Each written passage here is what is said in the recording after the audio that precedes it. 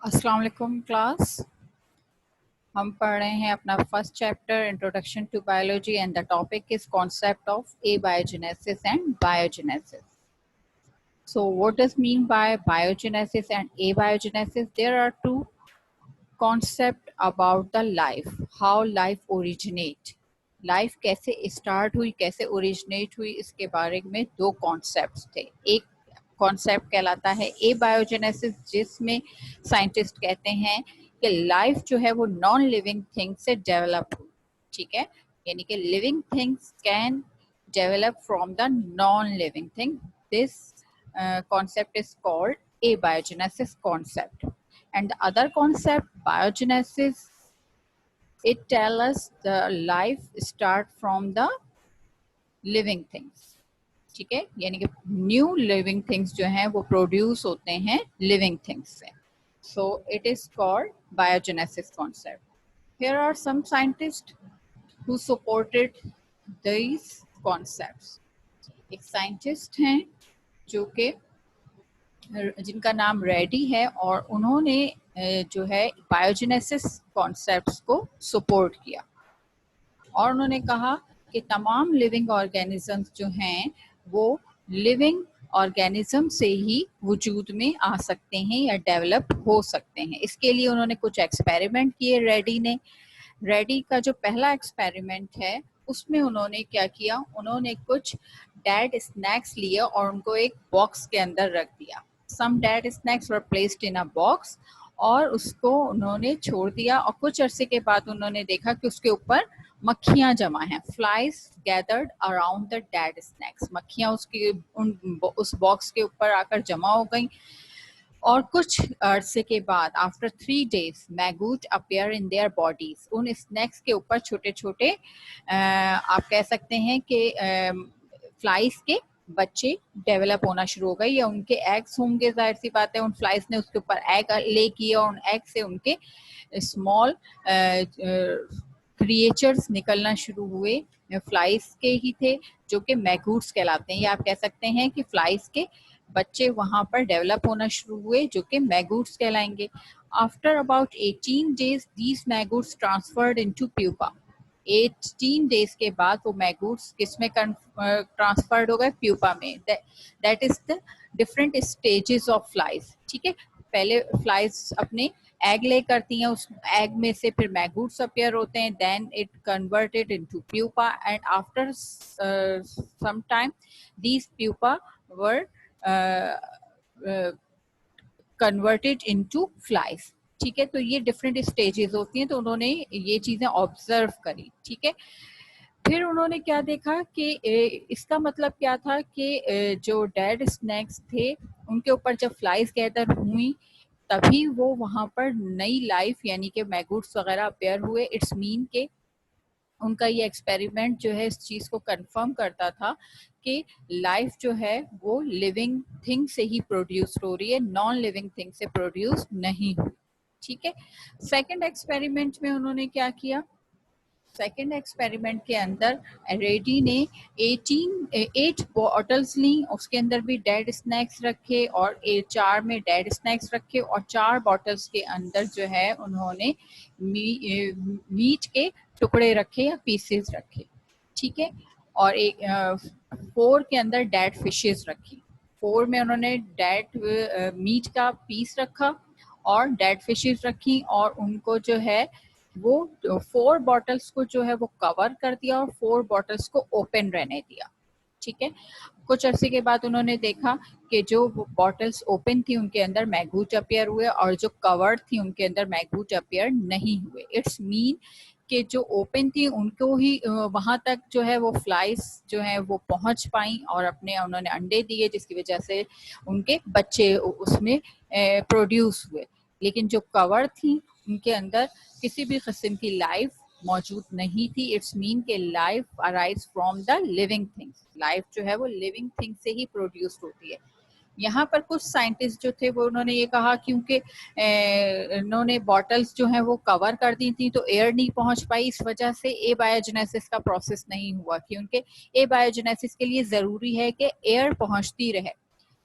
तो रेड्डी ने इस कॉन्सेप्ट को भी गलत करने के लिए या उनके इस एतराज़ को, साइंटिस्ट के इस एतराज़ को दूर करने के लिए, क्योंकि उन्होंने एक तीसरा एक्सपेरिमेंट किया और उसमें उन्होंने क्या किया, some pieces of meat were put in a bottle.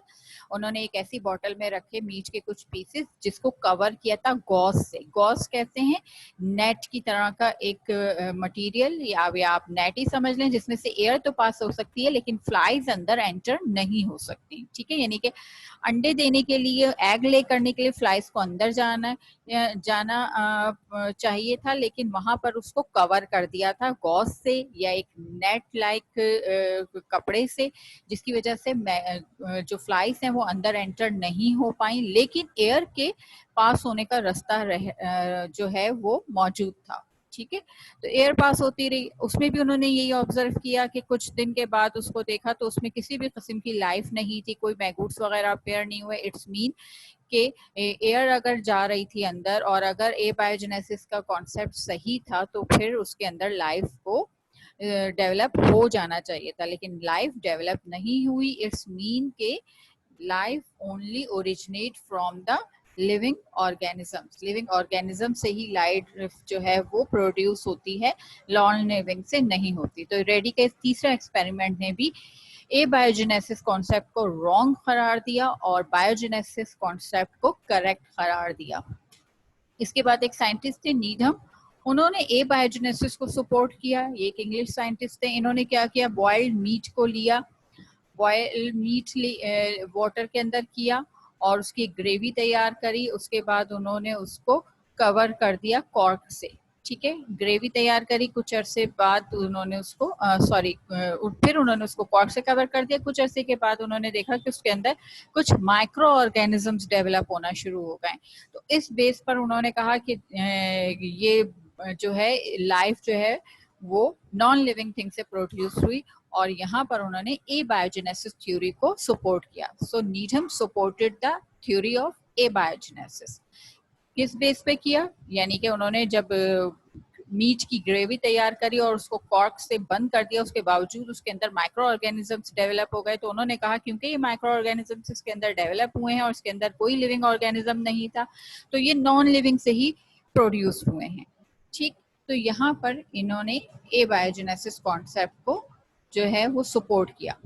लेकिन कुछ अरसे के बाद बहरहाल ये 19th century, middle of 19th century तक ये एबायोजेनेसिस कॉन्सेप्ट पर वर्क होता रहा, लेकिन आफ्टर दैट लुइस पास्चर ने जो है वो इसको टोटली रॉन्ग करार दे दिया। उन्होंने भी कई एक्सपेरिमेंट किए। उन्होंने कुछ ऐसी बॉटल्स यूज करी जिसमें ये आप शेप देखिए, इसमें क्या थी, एक एस शेप की जो है वो ट्यूब उन्होंने अटैच की थी। ठीक है, और इसकी वजह से क्या था, ये एस शेप की बॉटल की वजह से कि जो कुछ उसके अंदर बॉयल हो रहा था, उन्होंने इन्फ्यूजन लिया, फ्लास्क के अंदर ईस्ट के इन्फ्यूजन लिए, उसको बॉयल किया, उसमें से स्टीम बनी। वो स्टीम जो थी वो नेक के जरिए बाहर निकलती रही, और लेकिन कुछ फ्लास्क जो थी उन्होंने उसको क्या किया, एस शेप की बॉटल के साथ कवर किया, जिसकी वजह से डायरेक्ट एयर जो है वो अंदर नहीं जा पा रही थी। ठीक है, एयर को जो है वो ब्लॉक हो रही थी, अंदर नहीं जा पा रही थी। जब डायरेक्ट एयर अंदर एंटर नहीं हो सकती, तो क्योंकि एयर के अंदर मौजूद होते हैं spores, minute bodies of micro organisms. ठीक है, स्पोर्स ऐसी बॉडीज होते हैं जो कि माइक्रो ऑर्गेनिजम्स जिससे जनरेट हो सकते हैं। ठीक है, यानी कि उनके रिप्रोडक्टिव पार्ट्स कह सकते हैं आप, यानी कि जो रिप्रोडक्शन में हेल्प करते हैं। ठीक है, तो स्पोर्स जो हैं वो मौजूद होते हैं एयर के अंदर। तो एयर जब कभी किसी चीज के अंदर दाखिल होती है तो वो वहां पर नई लाइफ जो है वो जनरेट हो सकती है। ठीक, तो उन्होंने उसके लिए जो एक्सपेरिमेंट किया, उन्होंने ऐसी बॉटल्स लेकर फ्लास्क, उसके अंदर उन्होंने इन्फ्यूजन ऑफ ईस्ट लिया और उसको कवर कर दिया एस शेप की ट्यूब के साथ, जिसकी वजह से एयर डायरेक्ट अंदर कांटेक्ट नहीं कर पा रही थी और माइक्रो ऑर्गेनिजम्स या आप ये कह सकते हैं कि एयर में मौजूद जो स्पोर्स वगैरह हैं वो अंदर तक नहीं पहुंच पा रहे थे, जिस वजह से वहां पर कुछ अरसे के बाद उन्होंने देखा कि वहां पर कोई माइक्रो ऑर्गेनिज्म जो है वो प्रोड्यूस नहीं हुआ। और जो ओपन बॉटल्स थी जिसमें एयर आसानी से अंदर जा रही थी, वहां पर माइक्रो ऑर्गेनिजम्स प्रोड्यूस होना शुरू हो गए। इसका मतलब क्या था कि वो माइक्रो ऑर्गेनिजम्स कहाँ से आए थे, वो एयर से आए थे और उन एयर के अंदर ऐसे माइन्यूट बॉडीज स्पोर्स वगैरह मौजूद थे जिन्होंने लाइफ जो है वो प्रोड्यूस करी उनके अंदर। तो ये डिफरेंट एक्सपेरिमेंट पॉस्चर ने किए और उसके बाद उन्होंने ये चीज प्रूव करी कि बायोजेनेसिस का कॉन्सेप्ट जो है वही जो प्रोसेस है वो सही है, बाकी जो ए बायोजेनेसिस का है वो गलत कॉन्सेप्ट है। सो उन्होंने उसको रिजेक्ट कर दिया ए बायोजेनेसिस के कॉन्सेप्ट को, और बायोजेनेसिस के कॉन्सेप्ट को कबूल कर लिया गया, उसको एक्सेप्ट कर लिया गया और आहिस्ता आहिस्ता जो है ये कॉन्सेप्ट जो है इसको ज्यादा लोगों ने, ज्यादा साइंटिस्ट ने सपोर्ट किया। तो हमारे आज के पूरे लेक्चर में मैंने आपको जो टॉपिक पढ़ाया वो बायोजेनेसिस और बायोजेनेसिस था कि कौन सा कॉन्सेप्ट सही था और कौन सा रॉन्ग था। असल में ए बायोजेनेसिस का कॉन्सेप्ट जो है पुराने जमाने के लोग जब इतने ज्यादा उन्होंने तरक्की नहीं करी थी तो उस जमाने में वो ये समझते थे कि लाइफ जो है वो नॉन लिविंग थिंग से भी प्रोड्यूस हो जाती है, क्योंकि कुछ चीजें ऐसी ओपन रहती थी तो उनके अंदर बज़ाहिर कोई लिविंग थिंग मौजूद नहीं होती थी, लेकिन फिर भी उसमें माइक्रो ऑर्गेनिजम्स डेवलप हो जाते थे। तो वो ये समझते थे कि ये माइक्रो ऑर्गेनिजम्स जो हैं ये नॉन लिविंग मैटर से प्रोड्यूस हुए हैं। ये चीज उस वक्त तक उनके नॉलेज में नहीं थी कि एयर में भी ऐसी चीजें मौजूद होती हैं, एयर भी ऐसी चीज माइक्रो ऑर्गेनिजम्स उनके अंदर मौजूद होते हैं जो कि कहीं पर भी पहुंचकर उसको कंटेमिनेट कर सकती हैं, वहां पर ऐसे न्यू लिविंग ऑर्गेनिजम्स डेवलप करने का सबब बन सकते हैं। ठीक है, तो that is the end of our topic. तो नेक्स्ट क्लास तक के लिए हम आपसे इजाजत चाहते हैं। अल्लाह हाफ़िज़।